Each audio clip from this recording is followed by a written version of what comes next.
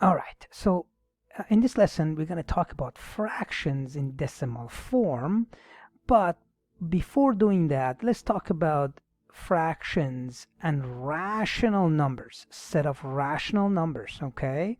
Now, rational numbers can be fractions. There is a condition to that, okay? So remember that rational numbers are written as a fraction where you have a numerator on top and you have a denominator. Okay, so this is actually a rational number, which is also a fraction, right? So for example, you can have 2 over 5. Great. But here's another thing. Now, the condition. These numbers, they need to be integers. Integers. Okay, so you cannot have, so not a fraction, or it's actually, let's go back, not a rational number, or a fraction for that matter. You cannot have 1.5 over 3.2. You cannot have a decimal number as a numerator and a decimal number as a denominator. They have to show up as a fraction.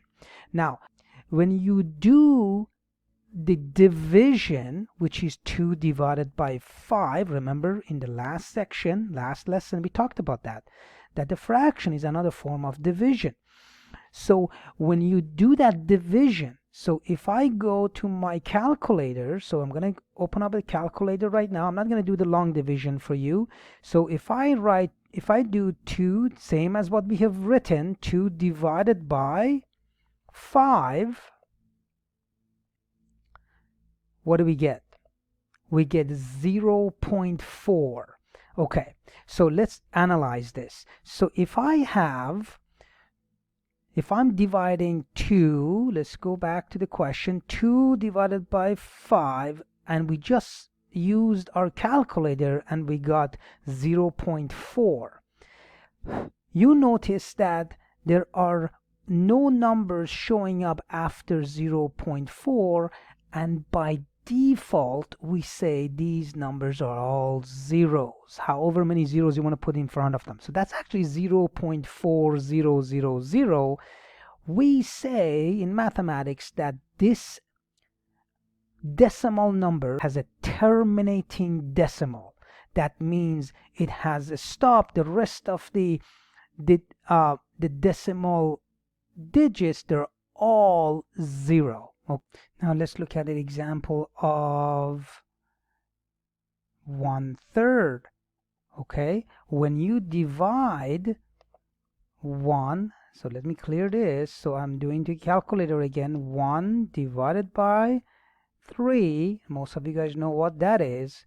That is 0.333 and repeating. So this is 0.33333 and dot dot dot. That means it goes forever. That means we have a repeating decimal, and the way we write it is 0.3, and we put a bar on top of that. Okay, that's also a rational number that is being written as a fraction, and that's another way of showing it. So we can have a fraction where you get the decimal equivalent of that, and it's terminating decimal number that you have, or you can have a repeating decimal, and they're both the same. They both are fractions and rational numbers. Okay, let's look at these examples. And here we're going to change the fractions or rational numbers into decimals, and simply we're going to use our calculator. So here we're making sure that we're doing it properly. 5 divided by 2, this fraction will be 2.5. Okay, so go ahead and you punch in 2.5, and that's the equivalent decimal number to 5 over 2. 12 over 16, you can do the same thing again. So 12 divided by 16, we get 0.75. 0.75. 3 over 8, let's do that. 3 divided by 8, you know this is a little bit less than half. That's 0.375. Okay, so these are all equivalent decimal numbers, okay, to all the fractions that you see. All right, and for the next lesson we're going to go backwards. We're going to have the decimal number, we're going to see if we can change it to a fraction. All right.